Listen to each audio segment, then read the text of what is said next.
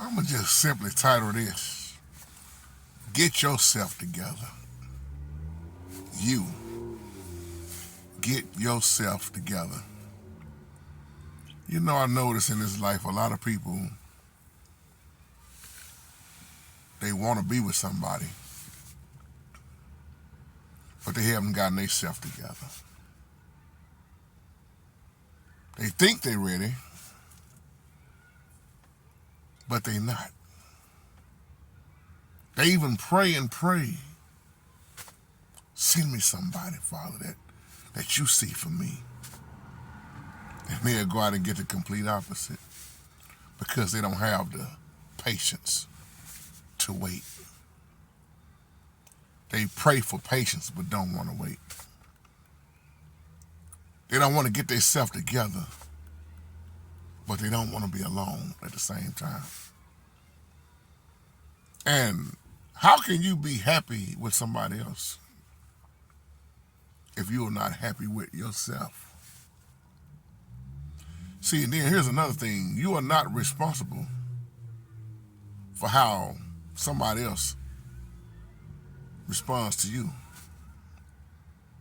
But you are held accountable how you react and respond to them. When I look at so many people I know that I minister to, they main thing is I'm praying, but not getting themselves together while they praying because they don't have the patience. And then they become angry at God. And then they go out and do what they want to do. It gets deeper and deeper in mess. Then turn around and want to pray for the Holy Spirit to bless them to get out of it. Instead of going after who you need, going after who you want. It's hard to be in a relationship. Old folks will say that's a situationship. You in a situationship. You want a relationship. You want that somebody, that one that completes you, as you say. See, you learn a lot. You learn a lot when you become married. You really learn a lot about somebody. Even before you marry, you learn a lot. And after a while, you'll learn that you really didn't get married to be happy. Uh-oh. You got married to complete Yah's will. Well, why do you say that, JT? Because if you talk to anybody that's married, they will tell you, especially those that's been married a long, long time, they will tell you there are so many times in their marriage you ain't happy. You're going to be disappointed. You're going through trials and tribulation. You have went through sickness.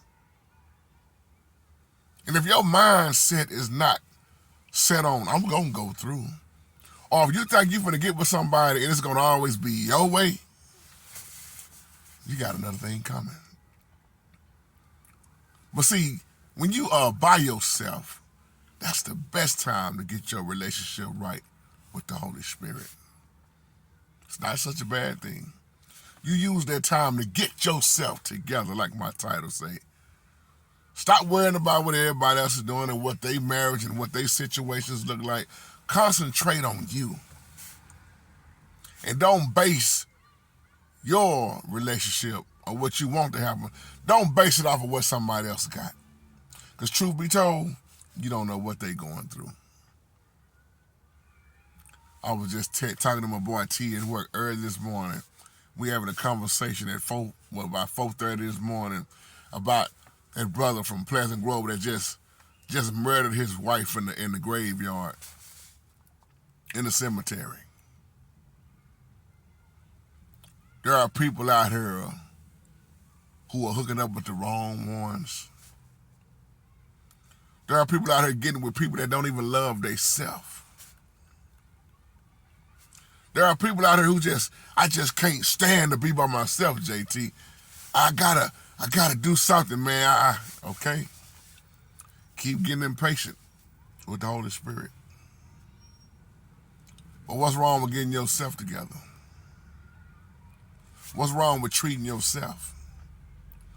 What's wrong with you examining yourself, looking in that mirror and getting on the things that you hate about you? That way when you get with somebody,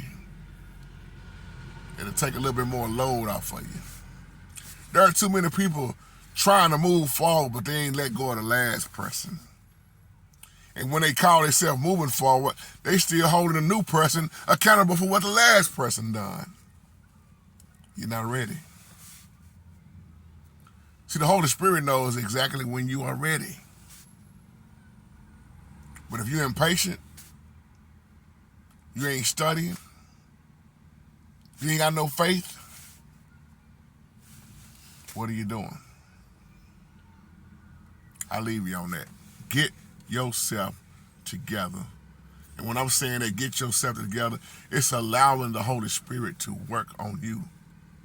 Because you got to realize there are different levels. It's a process.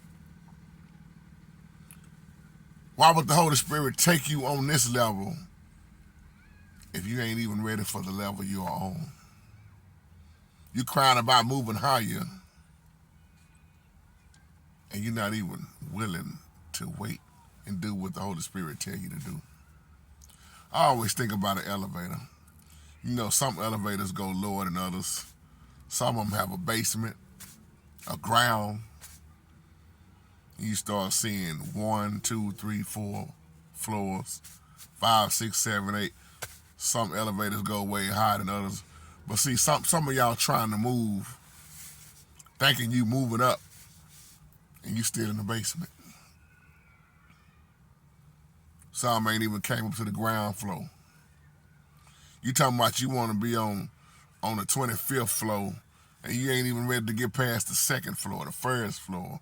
So why would the Holy Spirit elevate you and take you up when you're not ready to be taken up? Paul said in the New Testament, for those, I gave y'all milk because y'all wasn't ready for the meat. And you got to be ready for the Holy Spirit. When the Holy Spirit says time, you got to get past your excuses. You got to get past what you feel. When he says time to move, just move. That's what we call it, unction. An unction for the Holy Spirit. You got to move with it. And if you don't move at the time when you're supposed to move, you'll miss it. Not saying it won't come around again, but you'll miss it. And when you miss it, that causes a lot of people to fall back into not trusting in the Holy Spirit. Shalom, family. Get yourself together.